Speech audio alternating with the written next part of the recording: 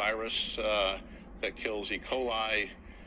The machines that write the genetic code are error-prone, so you have to work on ways to change it. But the first fundamental experiment was synthetically making this 5,000 base pair molecule, injecting it into E. coli. E. coli read that as regular DNA, made the proteins. Proteins self-assembled. They formed the virus.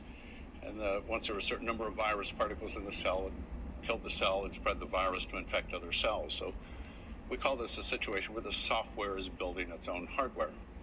All we did was put in a piece of chemical software, and we ended up with these viral particles that now can make trillions of copies of themselves by infecting other cells.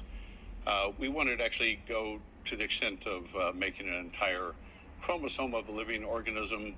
We figured if we could write viral-sized pieces accurately, we could put them together and make the whole piece. And that's sort of what we did over a series of years, accumulating in 2010 with our announcement of first synthetic cell. And a lot of things went into that, developing all kinds of new synthetic tools, ways to assemble pieces, put them together. So, this is slow, painful progress, but the end point was pretty exciting when we finally got there. There was proof of concept that we could actually do this. And we found early on, trying to transplant genomes, this key process that is fundamental to this whole field that I'll emphasize numerous times. You change the software and you change the species. So with the first genome transplantation, we isolated a genome from one bacterial species and injected it into another.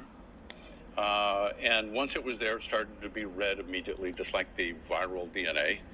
And this is true now, whether it's a synthetic chromosome or one isolated from another species.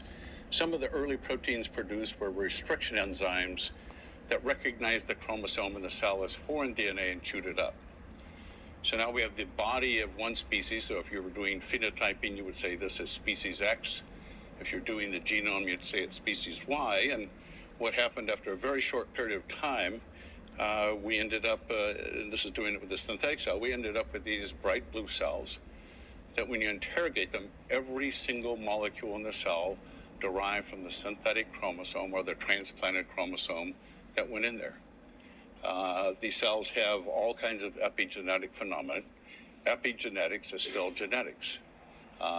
It's coded for in that linear code. So the challenge is to understand this linear code, because we know in an absolute sense that it does code for everything with cellular life. So that's where we were in 2010. We thought now that we had the practical things solved, we would design a cell from scratch. And I think we promised Alicia we'd do that in 2 years, and it ended up being the proverbial 5. But we finally got there. We can also code all kinds of things in there, but life is a DNA software system. There's not a species of self-replicating life forms on this planet that aren't DNA software systems. And again, if you change that software, it changes the species.